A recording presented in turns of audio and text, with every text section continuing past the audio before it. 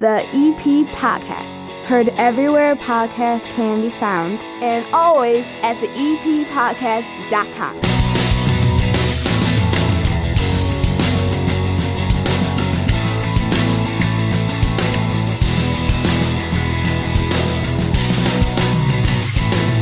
And welcome into your weekend edition of the EP Podcast. My name is Chris Lanuti. Belly on up to my 9-foot homemade oak bar. Pour yourself a cold one. It's been a long week.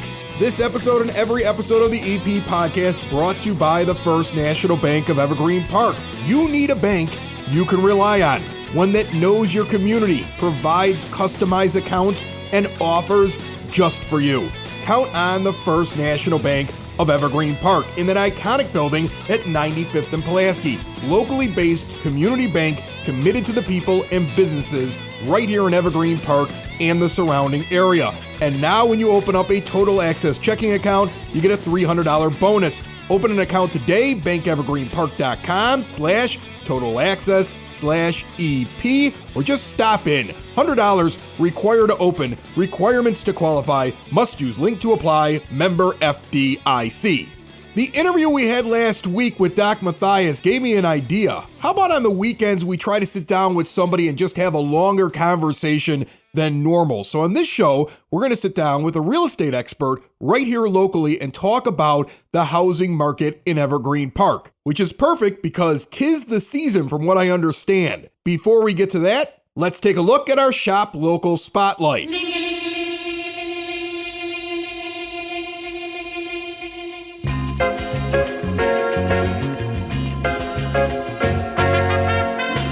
Grinders Training Academy right here in Evergreen Park is located at 102nd and Kedzie Avenue, and they do youth, sports, training, conditioning, and fitness classes for all levels, kids and adults, and they provide a safe, clean, and structured environment for student athletes to train for the sport of their interest. They have private coaching available, and coaches can rent their facilities. Learn all about them, check them out, grindersacademy.com. That's grinders with a Z, academy.com. And if you have a car that needs a tow, maybe because of the bad weather or something went wrong, Dreamers Towing and Recovery is going to take care of you. Located right here in Evergreen Park, serving the south side of Chicago and the south suburbs, available 24/7, 365 whenever you need them, and they'll also buy your junk cars. Go local, call Tony at 773-410-4549. So as I mentioned at the beginning of the show, I'm going to try something else a little bit new for the weekends. The 30 minutes of good that you've come to know and love, and the way that it's structured that comes out each and every Monday on the EP Podcast is going to stay the same. But every once in a while, you want to have a longer conversation with just one person, and I'm going to try it out this week. Let's see how it goes. So, for the weekend edition of the EP Podcast, we're going to have a discussion about real estate in Evergreen Park, which is always an interesting topic. I think people have an idea of what the value of their home is. They think it's more than it is. They think it's less than it is. They think that that thing that they built in their basement, maybe their 9-foot homemade oak bar, all of a sudden adds a ton of value to their house. Are they right? Are they wrong? I have local broker right here, the number one broker by volume in Evergreen Park for 2021. When I'm going to have somebody in here, I'm going to have an expert in here. Laura Kelly is in here from Coldwell Banker. How are you, Laura? I'm great, Chris. Thank you so much for having me at your 9-foot homemade oak bar. Does this help the value or does this hurt the value? Because I made this on my own, you know? It's not perfect. It's got flaws. It is absolutely gorgeous, and it for sure adds value to your home. So, because Southsiders like bars in their basement. 100%. Yes. Pretty much every one of them that I've met. The spring season has begun, you were telling me, for real estate in Evergreen Park, which is crazy to me because it's not spring yet. But this is when things start to move. This is when people who are thinking about selling their house or buying a house should really kind of kick it into gear. That's right. People are taking down the Christmas decorations. They're tired of staying inside. They're thinking about change. Many people think that the spring market starts when it gets warm out, the sun comes out. That's not the case. In our world, in the real estate world, the spring market actually starts the Monday after the Super Bowl. So this is the first week of the spring market. Things are looking up. This is a great time to start thinking about acquiring that dream home, listing your home, because the market is not inundated with a lot of listings right now. So if you're a seller, there's less homes on the market. So there's more buyers right now than there are sellers. So therefore, your house kind of gets bumped up to the top of the list. Is this just for Evergreen and the area surrounding this, or is this like a statewide, nationwide thing? No, this is kind of an industry-wide type of thing. Okay. The market, you obviously as a seller, you want to sell when there's fewer homes on the market. Right now we're in a seller's market. So what that means is that there are far more buyers who desperately want to buy a home than there are people who want to sell a home. I think that this is something that a lot of people, you get into your home. Like when I bought this house, it was going to be a starter house. Like we had just had my daughter, who's now 16 years old and a sophomore at Mother Macaulay. And I was like, we're going to get this for a couple years, and I'm going to get one of them big ones over there. And I was kind of like doing it. But, kids come along, things come along. In 2008, both of us lost our jobs at one point. I was lucky I was able to keep this house. Right. And then you kind of had to build everything back. That's and then right. You're in it for so long that now you don't know what it's actually worth. I'll kind of give you like an idea of what I mean. I buy the house, and then when it gets appraised within a year or so later, it's worth like $40,000, $50,000 more than what I purchased it for. That's right. And so I'm like, oh, wow, this is awesome. And then, but later on, there were other things that I was doing where the bank comes over and does an appraisal, and it's appraising lower. And it seems to me that depending on what the appraiser's goal is, or whatever the goal is of the reason behind you getting it appraised, your number may come in very differently. And it's hard for people, I think, to judge what really is my home worth. Do you find that is something that people find is that it's hard for them? They really don't know when they come to you what it's worth. Absolutely. And that's part of my job. My job is to give the seller an educated view of what their home is worth. And what I do is I take research based on past sales in our area, specifically Evergreen Park, and I do what's called a comparative market analysis. When someone is listing their house or possibly wants to see what their home is worth, I research what is actually physically sold in the village that's comparative to your home. Number of bedrooms, number of bathrooms, square footage, finishes, things like that. And then we research what is sold and compare and give you a value based on those numbers. There is something that the banks do that is an appraisal. If there is a home that is unique, sometimes an agent may say to the seller, hey, why don't you have an appraisal done? I'm not finding any comps in this neighborhood that show this. Or if you are buying a house and you are financing with a financial institution, the financial institution will order the appraisal to make sure that the amount that you are paying for the home is actually what the value is. I look at what's going on over the last couple of years, and I almost feel that there are people that live in the city that want to move into the suburbs. You almost feel it. Like, is Evergreen Park worth more right now because of its positioning, really kind of surrounded on three sides of the city? So you're pretty close if you need to still do business in the city, but you're outside of some of the craziness that the city seems to provide people these days. I feel like Evergreen, I would think, and you can correct me if I'm wrong, property values should be rising here, essentially because of the fact it is a suburban town. It offers almost like a small town kind of government around it that does things, and the houses are kept up really well. And it's several good neighborhoods all throughout Evergreen Park. I would imagine this is going up here. That's absolutely right. Our location here in Evergreen Park is spectacular because we have close proximity to public transportation. We have an incredible school system. We've got that small town community feel that you just spoke of. And yes, the last couple of years, I think real estate agents in general can say more people have moved out of the city. Over the last couple of years, people are reverting back to staying at home, doing more things at home, entertaining, kind of making your paradise. Evergreen Park, like we said, offers a lot of amenities that are very attractive to young homeowners as well as older homeowners. Do you find that a lot of people that you deal with who may be selling a home in Evergreen are actually trying to just buy another one in Evergreen? How often do you see that people are like, I want to upgrade my house. I want to keep my neighborhood. Like, because it feels like there are people here who just don't like leaving. They're like, yeah, I'm going to stick around at Evergreen, but I'd like to get that house over there. Do you get that a lot? Oh, yeah, absolutely. My primary market here is in Evergreen Park. And yes, the majority of my clients are, they're either upgrading or downsizing, but they want to stay within Evergreen Park. So again, in this market, we as agents have to get creative. That makes it complicated, I would think. Yeah, sure. Yeah. It is. Because there's more people that want to come to the village or stay in the village. So like I said, we get creative on how we go about finding those houses. So let's say I decide I want to sell my house, which would be, first of all, hard for me now. Because as you mentioned, this bar is, adds a little value. But to me, it's got massive sentimental value. Like my parents always sit there and say, could you ever get it out of the house and move it into your next house? I'm like, no, I'd have to build another one because it's built with the floor. All basements have like a little slant. If this was put someplace else, it would be uneven.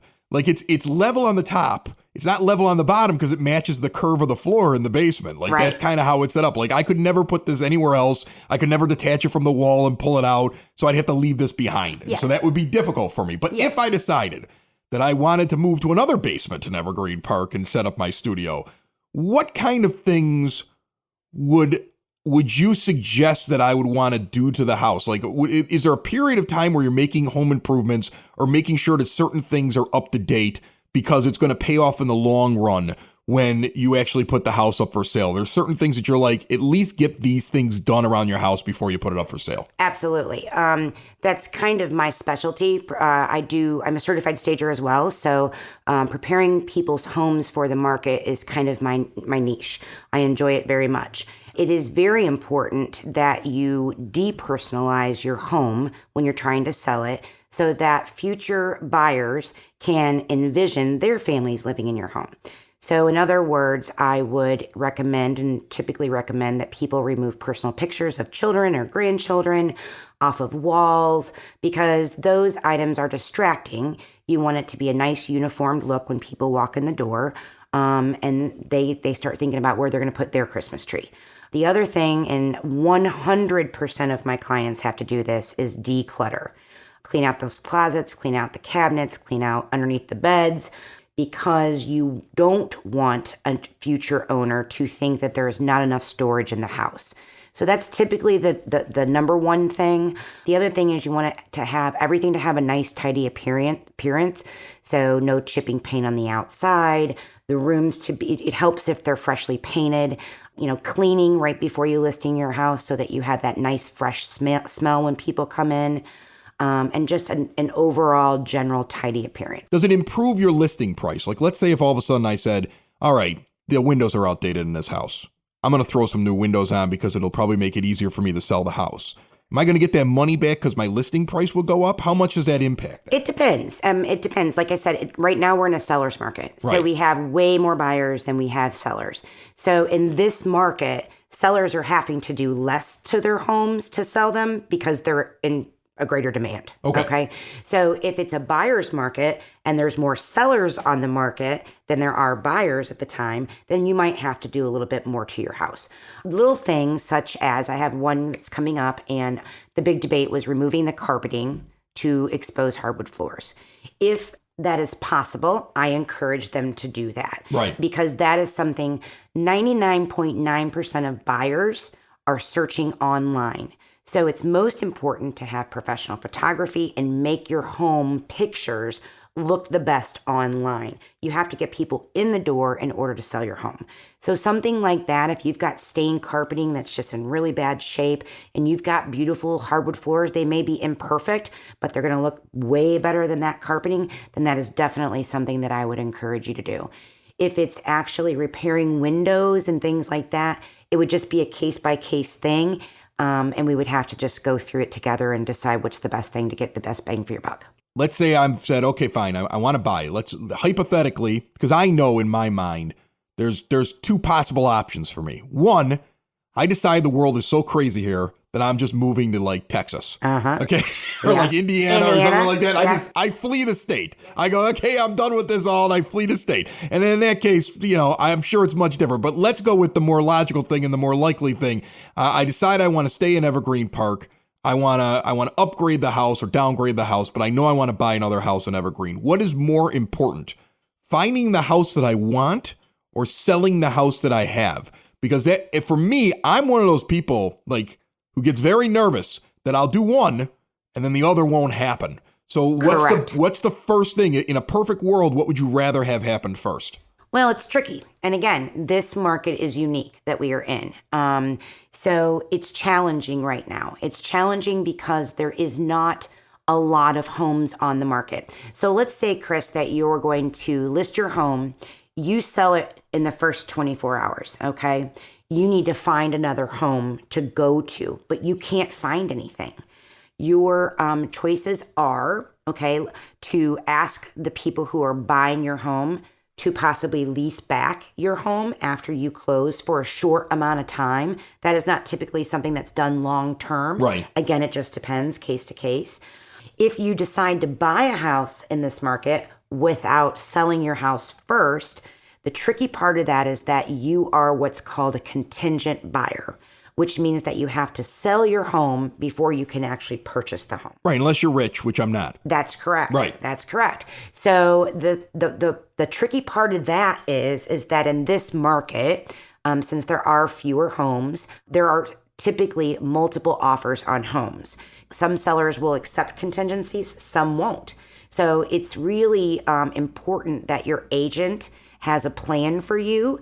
Part of that plan is your timing. You know, when you want to move, when you have to be out of your house, listing, in a timely fashion so that you are able to buy that next home. It just depends case by case. So I decide I want to go and buy a house. I know things that I look for in houses. I'm curious whether or not I'm the same as other people because first time I bought this house, I took the old man around with me, my father, okay, and I would probably take him again. But I mean, now I know a little bit more about it. First-time homeowners, they look at like the pretty things. They look at the things that they envision. Second-time homeowners go, I remember when that thing broke 5 years ago or 10 years ago, and I noticed that this might happen here as well, right? So one of the things that I look for, tell me, you tell me, important or not important right now with home buyers. One of the things I always look at is the plumbing. Like I crossed off 4 houses that I looked at because it had the pipe that comes up from underneath the basement floor. Absolutely. And I was like, I want the pipe that goes out that's above ground because I was like, something happens here, I got to rip up the whole basement. Is that something a lot of people look at? Absolutely. Well, kitchen and bathroom sell homes, just so you know. Everybody wants a kitchen and bathroom. So a nice kitchen and bathroom. So that is the first thing aesthetically. The second thing as an agent that I look at always is cracks in the ceilings, cracks in the walls, cracks in the floors. People typically get very scared of plumbing and they typically get very scared of electricity. And the reason is because those items are very expensive if something does come up.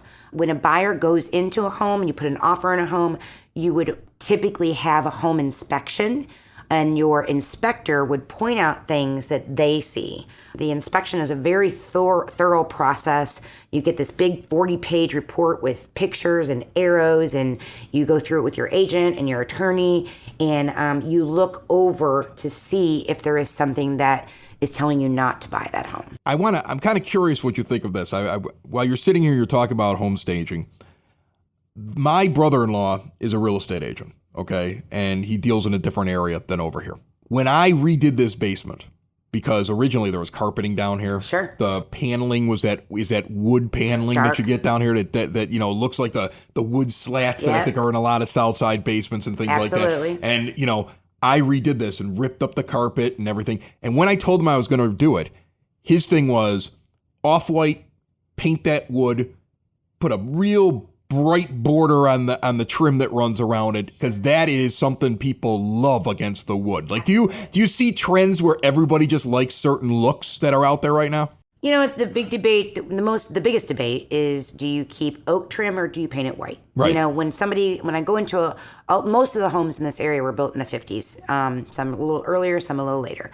A lot of them still have oak trim. So when I go into a home, they're like, paint the trim or don't paint the trim.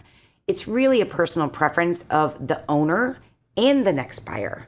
Fact is that most buyers are going to go into a home and they're going to make improvements that suit their family and what they want.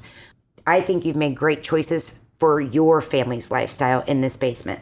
taking up the carpeting, painting your paneling, doing a nice white trim, makes it nice, crisp, clean, and gives a really good look. And that's what you were going for. So I think you made a really good improvement. Yeah, well, all my improvements around here are also done by the how much is it going to cost me? Like, can I make it look good with like not as much money thrown behind the thing, you know? You know, the biggest thing that you can do to change an appearance without spending a lot of money is paint. Yeah. Paint is a nice, easy, efficient way of completely changing the look of anything. Walls, cabinets, trim, ceilings, anything. Paint is a very easy, non-expensive fix for any home. What are the worst things that people do to their houses while they live in it that makes it harder for them to sell it later? I would say removing walls. That's a hard thing. Like, for instance, I had a 2-bedroom house one time that I went in to list, and they had removed the wall. It was essentially a 1-bedroom home. Wow. So it was very, very difficult to find comps for that. To find a single family home with only 1 bedroom is a hard thing to do. They almost had to put the wall back in. Exactly. Yeah. That's exactly what they ended up doing. Yeah. Because we couldn't sell the property. So there's not many people who wanted that type of thing. Now, with that being said, you have to make your home your haven. When you buy a home, you have to do like I said before, you have to do whatever it is that's going to be best for your family. The other big question and problem that I get is, do we take out the bathtub and make it a walk-in shower, or do we leave a bathtub? Again, if you're buying a home, you have to make it what's best for your family. Yeah, I always worry about the kids. I mean, I know you have kids and I have kids, and, you know, a lot of people out there who are listening probably have kids. Kids ruin houses. I was just yelling at my kids the other day. Yeah. Like, my kid had stuffed a bunch of stuff up against behind the dresser, and it's like an exterior wall, and I'm pulling it out. I'm like, now I got to clean this wall. It's got this gunk on it because of what you did. And then, like, when they were little, one of them climbed up on the shelves in one of the closets and painted a mural, with like marker. And like, it's always been there because I'm like, I was so angry. I was just like, well, it's your room. But like, at some point when I sell the house, all these stickers on the doors and the time that the hockey stick went through the door and like all this different stuff, all that stuff is there. And I'm like, these kids have I'm sure it's not expensive to fix it all, but it's like one of those things where you sit there and go, my kids have ruined my house. And that's why I it's so much trouble I don't feel like selling. Once I fix it, they're just going to break it again. Well, I think that every parent's best friend should be the Mr. Clean sponge because it takes off everything. So it definitely works magic. And then, of course, pets and stuff like that. Does that ever run it? Do you ever run into something with pets, with the exception of, like, I know there are people who don't take care of their pets. Like, I've been in the houses when I walk through them. Every time there's a house that goes up in the neighborhood, I go and pretend that I'm buying because I just want to see what's going on in there. Sure. And you get into a house every once in a while, and it's like, wow, they didn't let their cats out or have a litter box for them. Like, that's a big problem, right? Sure. But I mean, like with normal pet care, does it cause any problems having dogs, cats, and stuff like that in the house? You have to do any extra when you're showing the house? No, not typically. I mean, most of the homes in this area that I have been into, if they're pet owners, they've been well taken care of. I will say that when there is a seller with a pet in the home, when it comes to showings, I will either ask them to remove the pet, or during an open house, I would ask them to remove the pet. Dog bowls, dog foods, that type of thing, because it's not necessarily attractive to somebody else that's going to be coming in your house. So that's typically what we do, is either cage them or remove them when you do have your home on the market and people are coming in and out. Also safety. You know, you've got some people are scared of pets. You know, they're scared of dogs or whatever the case may be, and they may not want to go into a home that's got a pet inside.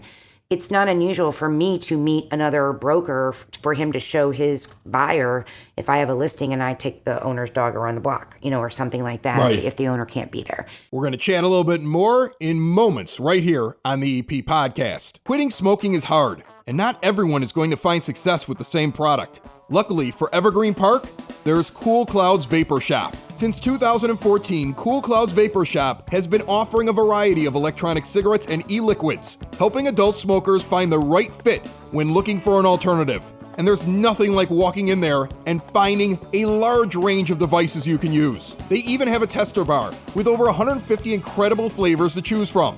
Evergreen Park residents Reed, Bridget, and their staff provide a welcoming environment where smokers can come and have an honest conversation about their smoking habits and their goals. And now Cool Clouds offers a range of CBD products that can help with pain, inflammation, anxiety, sleep, Adult smokers, visit Cool Cloud's Vapor Shop today. 3837 West 95th Street in Evergreen Park. Cool Cloud's Vapor Shop of Evergreen Park, providing quality products at reasonable prices and the best customer experience possible. We're talking with Laura Kelly. She's from Coldwell Banker Realty. She is a broker. She's big time broker. Okay, most volume in Evergreen Park in 2021. Hopefully you get 2022 there. You think you're gonna make it? I don't know. It's we're working hard. I hope so. Before I let you out of here, I want to tell you a story and get your impression on it because it's one of my favorite ones when it comes to looking for a house. Because there was a point, I want to say about 5, 6, 7 years ago, my wife and I thought about doing the upgrade in Evergreen. We were going to stay in the same quadrant. We were looking at a couple of different places. Eventually, we decided we wanted to stay here. She looked at me and she's like, we finally got the way I wanted. I don't want to leave. But we went and looked at a couple of different houses. And one of the houses I walked into, the guy was trying to sell it on his own. And the reason he was trying to sell it on his own is because he had essentially built the whole thing. He had not gotten contractors for things. He had not had anybody put in the windows. He had not had anybody put the walls in. He finished his own basement. And the amount of work that he put into it, in his mind, made the house worth so much more. Like, I remember he gave the price and my broker looked at me and laughed.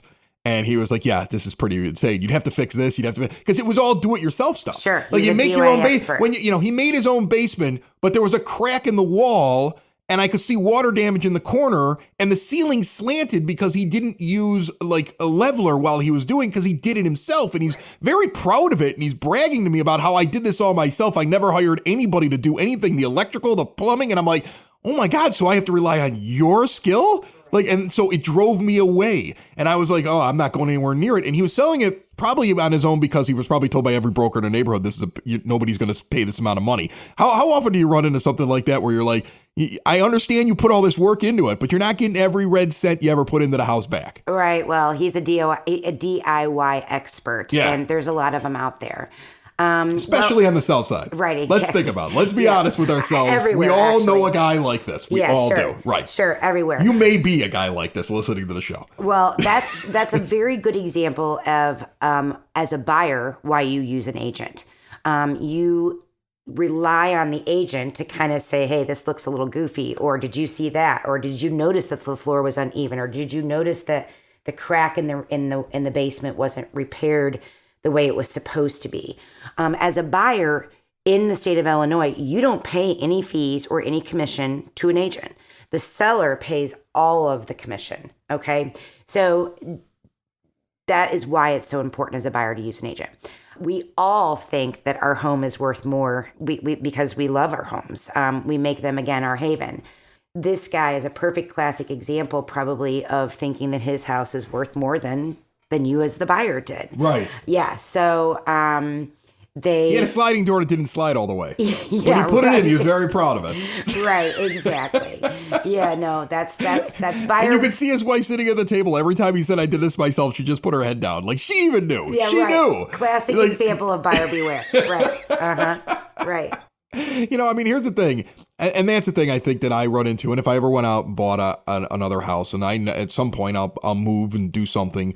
But now, after years and years, I remember as a fresh-faced new buyer, you don't think about the things you're going to find as you're going along. The amount of times that I have cursed the person that had this house before me because I have opened up like a light socket and been like, oh my goodness, they didn't even put electrical tape around this wire and they clearly did this on their own. Or the time that I was like, I had to change the light bulb in the closet and I realized that the fixture was just hanging through a hole and there wasn't actually a box that was holding it in place. And I was like, now I have to do massive work in the closet and all I want to do is change a light bulb. Like, I have cursed the guy who did his own home improvements in here. And one day somebody will curse me, Laura, I'm sure, for all the things that I have done as well. And I think the perspective's different between a first-time home buyer and a second-time one. I'm sure you see that. Absolutely. And again, that's why, as we discussed, it's super important as a buyer to have a home inspection.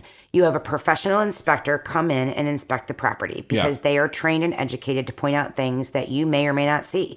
You can't see what's behind the walls.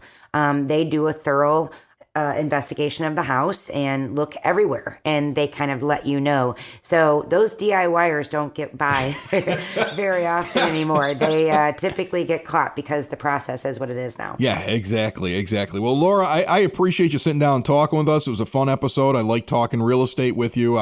We talked about it before, and I'm sure people heard it in my voice. Like, I like where I live. I wouldn't mind the upgrade.